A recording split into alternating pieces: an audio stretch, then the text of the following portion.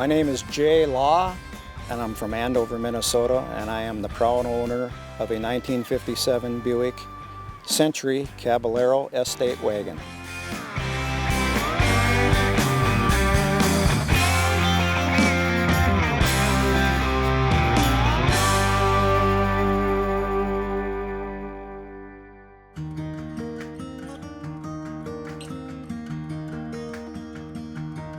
The Buick Caballero was a four-door hardtop station wagon, and they only made them in 1957 and 1958. In 57 they made a little over 10,000 of them. In 58 I think they made around probably 5,000 of them. And that was it, just those 2 years. So it is kind of a unique car, I guess.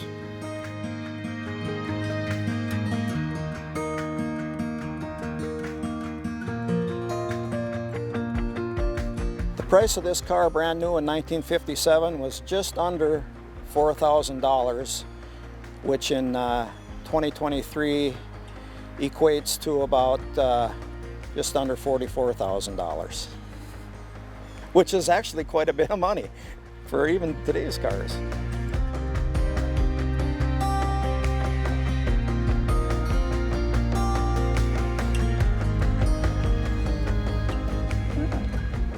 Every day is a nice day for a drive, I guess.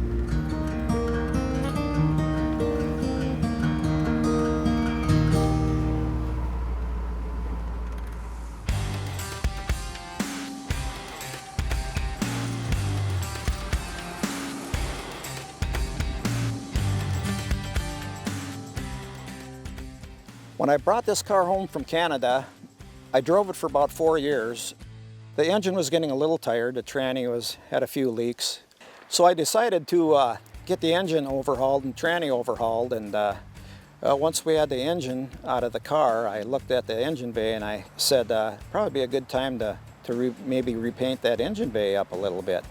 To make a long story short, it ended up being a total restoration. But like I said, I don't regret it one bit. I'm glad I did it.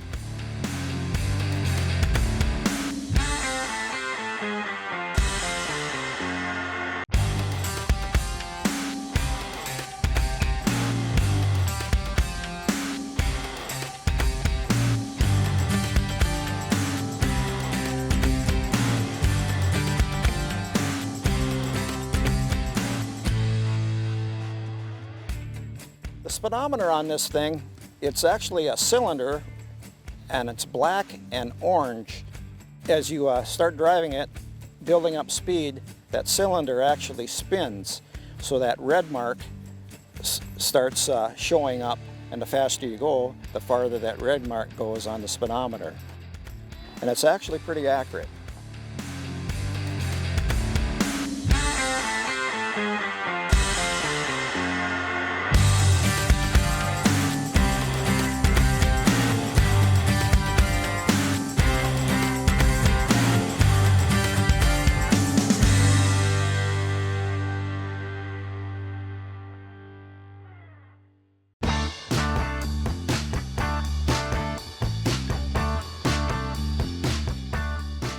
This car is mainly, I think it was built for cruising. It's got the original 364 nail head, which put out 300 horsepower, and it's original to the car.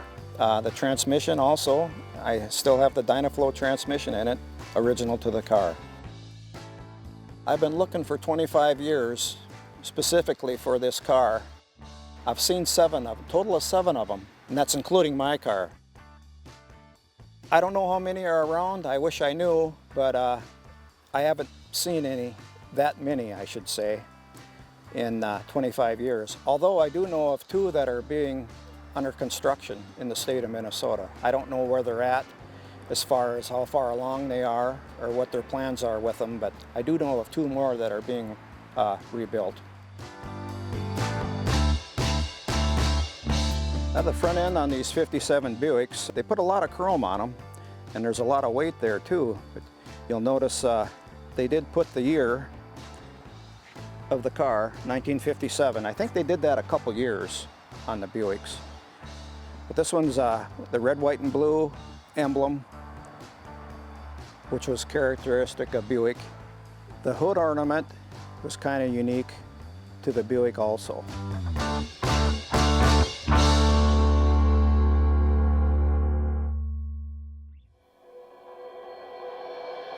In the 57 Buicks, there's a fuel door right here in the middle of the bumper. This is where you add your gas, and it's pretty easy to get at. So, and you do have to stop several times to get gas with this car. This 57, there was an option for a third row seat back then, and this actually does have the third row back seat. It's also got the luggage rack. It's era correct there too. That's two of the options that it's got. These travel stickers on the car actually came with the car. It's been up and down the West Coast. Many of them are from Canada because the car originally came from Canada. Built in Michigan, but it was sold to a party up in British Columbia, Canada. So that explains a lot of the Canadian stickers.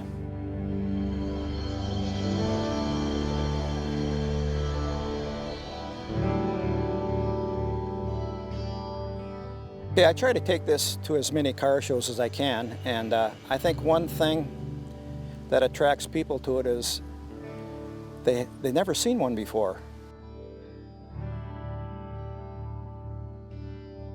But the only thing I have to do now is tinker with it once in a while, which I really enjoy doing. And it's a lot of fun to drive.